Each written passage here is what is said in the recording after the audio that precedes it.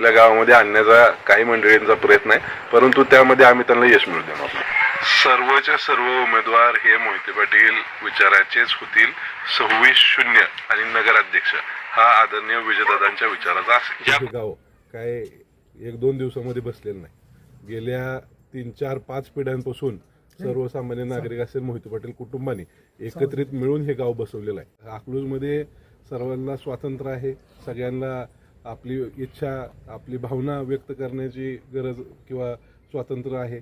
आणि अकलूज मुळातच हे मोहिते पाटील कुटुंबाचं कुटुंब आहे.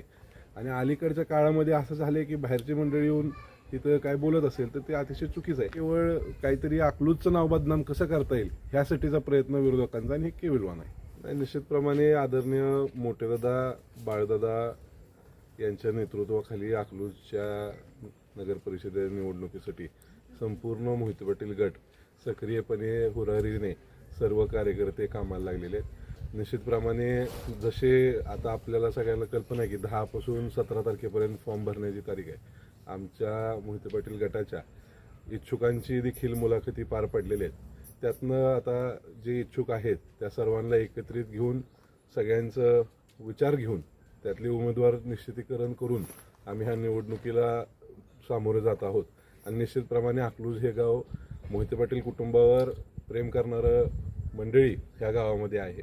आणि निश्चितप्रमाणे मागील काळामध्ये ह्या गावामध्ये विकास करण्यासाठी आदरणीय विजयदादांनी बाळदादांनी फार मोठे कष्ट घेतलेले आहेत. आणि ही नगरपालिकेची निवडणूक 4 वर्षानंतर लागते. ही नगरपालिकेची स्थापना जवळपास 48 दिवस उपोषण करून सर्वसामान्य कार्यकर्त्यांनी, सर्वसामान्य नागरिकांनी उपोषण करून कष्टाचं फळ आम्हाला आता मिळतंय. निश्चितप्रमाणे कार्यकर्ते देखील उत्सुक आहेत, सर्वसामान्य नागरिक देखील उत्सुक आहे की लवकरात लवकर ही निवडणूक व्हावी. आणि ही निवडणूक पार झाल्यानंतर निश्चितप्रमाणे आपल्याला निकाल बघायला मिळेल.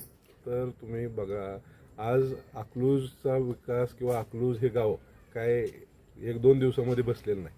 गेल्या 3-4-5 पिढ्यांपासून सर्वसामान्य नागरिक असेल मोहिते पाटील कुटुंबाने एकत्रित मिळून हे गाव बसवलेलं आहे. आणि आज अकलूजचा विकास आदरणीय शंकरराव मोहिते पाटील साहेबांनी त्या काळी केला. त्यानंतर आदरणीय विजयदादांनी अकलूजमध्ये शासकीय कार्यालय कशी उभारता येतील ह्यासाठी प्रांत कार्यालय, DYSP कार्यालय हे अकलूजमध्ये उभारले. RTO सारखं इमारत आपल्याकडे आणली. आदरणीय शंकरराव मोहिते पाटील साहेबांनी सहकारातनं आपल्या गावाला कसं जास्तीत जास्त रोजगार तिथं उपलब्ध करून देता येईल यासाठी काम केलेलं आहे. आणि इथून पुढच्या काळात देखील आमचा प्रयत्न राहणार आहे की अकलूजमधले गाव म्हणून जे बसलं ते आता कुठंतरी शहराकडे ह्या अकलूजची ओळख निर्माण व्हायला लागलेली आहे. निश्चितप्रमाणे त्यासाठी म्हणून अकलूजच्या पाणीपुरवठा योजनेला आदरणीय रणजितांच्या माध्यमातून जवळपास 225 कोटी रुपये मंजूर झाले.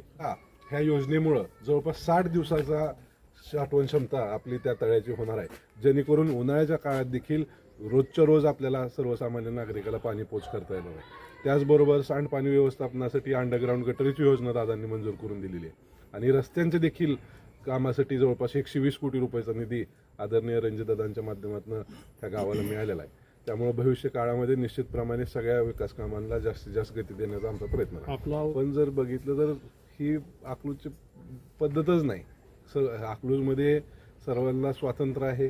सगळ्यांना आपली इच्छा, आपली भावना व्यक्त करण्याची गरज किंवा स्वातंत्र्य आहे.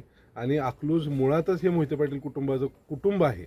आणि सर्वसामान्य नागरिक कुठल्याही मोहिते पाटील परिवारापैकी कुणापाशीही जाऊन आपली इच्छा, भावना व्यक्त करू शकतो, हक्काने आपलं मत मांडू शकतो. आणि ही अकलूजची संस्कृती आजवर आदरणीय सहकारमर्षींनी, विजयदादांनी रुजवलेली आहे. आणि अलीकडच्या काळामध्ये असं झालं आहे की बाहेरची मंडळी येऊन तिथं काय बोलत असेल तर ते अतिशय चुकीचं आहे. आता जर आपण ह्याच्यावर भाष्य करायचं म्हटलं तर मी माझ्या पर्सनली ओळखीतनं कितीतरी अधिकारी वर्ग सांगू शकतो किंवा डॉक्टर सांगू शकतो जे बाहेरगावचे आहेत, परंतु रिटायर झाल्यानंतर त्यांची इथले कार्यकाळ संपल्यानंतर देखील अकलूजमध्ये रिटायर होतात.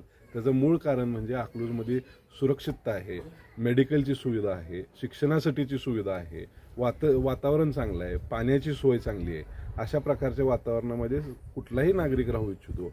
त्यामुळे हे केवळ काहीतरी अकलूजचं नाव बदनाम कसं करता येईल ह्यासाठीचा प्रयत्न विरोधकांचा, आणि हे केविलवान आहे. हे खऱ्या अर्थाने खूपच चुकीचं पद्धत हे आपल्या गावामध्ये आणण्याचा काही मंडळींचा प्रयत्न आहे, परंतु त्यामध्ये आम्ही त्यांना यश मिळू देणार. सर्वच्या सर्व उमेदवार हे मोहिते पाटील विचाराचेच होतील. 26-0 आणि नगराध्यक्ष हा आदरणीय विजयदादांच्या विचाराचा असेल. राहून आपल्या गटाचं काम कसं करता येईल, आदरणीय विजयदादांच्या नेतृत्वाखाली 27-0 ह्या गावामध्ये कसं करायचं ह्यासाठी आम्ही तयारी चालू केलेली आहे. राजकीय ते आदरणीय धैर्यशील भैया बाळगत